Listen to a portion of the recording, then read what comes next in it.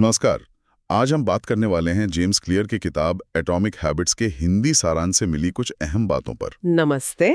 इसका जो main idea है वो ये कि कैसे छोटी छोटी आदतें, मतलब जो लगभग दिखती भी नहीं, वो मिलकर जिंदगी में बड़े बदलाव ला सकती हैं। हाँ, बिल्कुल। और ये जो छोटी आदतों की शक्ति है ना, इस पर आज हम थोड़ी गहराई से बात करेंगे। चलिए समझते हैं इसे। जी। ये विश्लेषण दिखाता है कि रोज सिर्फ 1% बेहतर होने पर फोकस करना कितना पावरफुल हो सकता है। हाँ, ये 1% वाला नियम सुनने में तो बहुत छोटा लगता है पर है नहीं। ये छोटी छोटी जीतें जो हैं वो टाइम के साथ जुड़कर बहुत बड़ा रिजल्ट देती हैं। हम्म। जैसे वो कंपाउंड इंटरेस्ट होता है ना, वैसा ही कुछ। अच्छा, वो चक्रवृद्धि ब्याज वाला उदाहरण। हाँ, मतलब जैसे छोटा सा पैसा बढ़ता जाता है वैसे ही छोटी आदतें भी बड़ा असर डालती हैं। बिल्कुल। और ये कंसिस्टेंसी, मतलब लगातार करते रहने पर जोर देता है। हम अक्सर बड़ी छलांग लगाना चाहते हैं, हाँ, वो तो है। पर ये छोटी आदतें ही हैं जो लंबे समय तक टिक पाती हैं। लेकिन ये सिर्फ अच्छी आदतें बनाने के बारे में तो नहीं है ना? नहीं नहीं, सारांश में बुरी आदतों से निपटने की भी बात है। हाँ। उन आदतों का क्या जिनसे हम सब जूझते रहते हैं।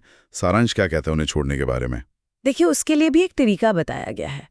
पहला स्टेप तो है कि पहचानो, अपनी बुरी आदत को जानो, अवेयरनेस। दूसरा, और ये मुझे बड़ा इंटरेस्टिंग लगा, अच्छा। कि उसे करना मुश्किल बना दो। अच्छा। जैसे अगर फोन बहुत देखते हैं, हाँ। तो फोन को दूर रख दिया, या शायद एप्स डिलीट कर दिए थोड़ी देर के लिए, हाँ। नोटिफिकेशन बंद कर दिए। ओके, मतलब रास्ते में रुकावट डालना। एग्जैक्टली। और तीसरा, उस बुरी आदत की जगह कोई अच्छी आदत डालो। सिर्फ छोड़ना काफी नहीं है, उसकी जगह कुछ भरना भी जरूरी है। हाँ, ये बात तो सही है, वरना खालीपन लगता है।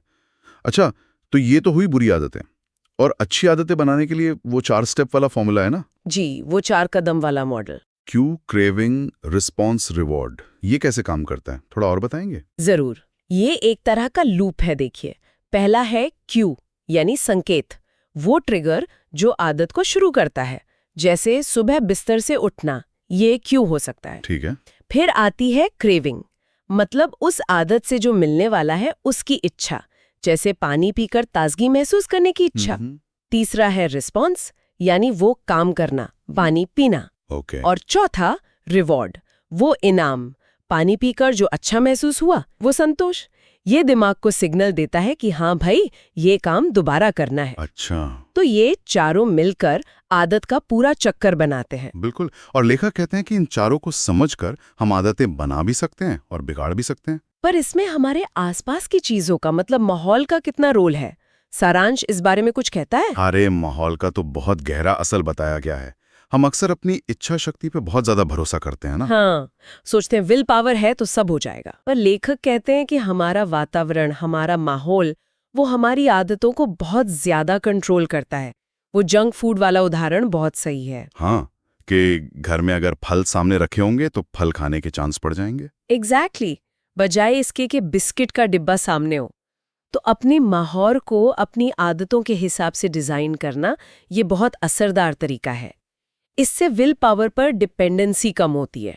ये तो बड़ी काम की बात है कि माहौल बदलकर आदतें बदलना आसान हो सकता है। और एक और चीज थी, पहचान बदलने वाली बात। हाँ, आइडेंटिटी शिफ्ट। ये सिर्फ लक्ष्य बनाने से कैसे अलग है और ज्यादा असरदार क्यों है? देखिए, ये शायद किताब का सबसे गहरा विचार है। लक्ष्य होते हैं नतीजों पर फोकस, मुझे वजन कम करना है। पहचान होती है कि आप कौन बनना चाहते हैं, मैं एक सेहतमंद इंसान हूँ। ओके। लेखक का मानना है कि आदतों में परमानेंट बदलाव तभी आता है जब वो आपकी पहचान का हिस्सा बन जाती हैं। तो हर बार जब आप जिम जाते हैं या सेहतमंद खाना खाते हैं, हाँ। तो आप सिर्फ वो काम नहीं कर रहे, आप असल में वोट दे रहे हैं अपनी उस नई पहचान को।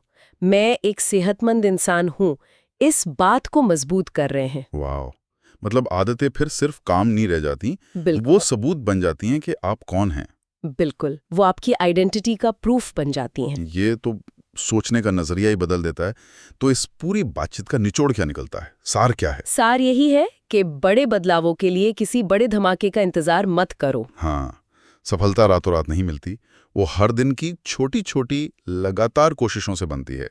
ये छोटी एटॉमिक आदतें ही बड़े नतीजों की नींव हैं। बिल्कुल सही कहा। और जाते जाते श्रोताओं के लिए एक सवाल छोड़ जाते हैं। हाँ, जरूर। आपकी रोजमर्रा की कोई एक ऐसी छोटी सी क्रिया या आदत सोचिए जिसे बदलना अभी शायद आपको गैर जरूरी लगता हो, लेकिन अगर उसे लगातार बदला जाए तो लंबे समय में वो आपकी खुद के बारे में सोच, मतलब आपकी पहचान को कैसे बदल सकती है। इस पर जरूर सोचिएगा।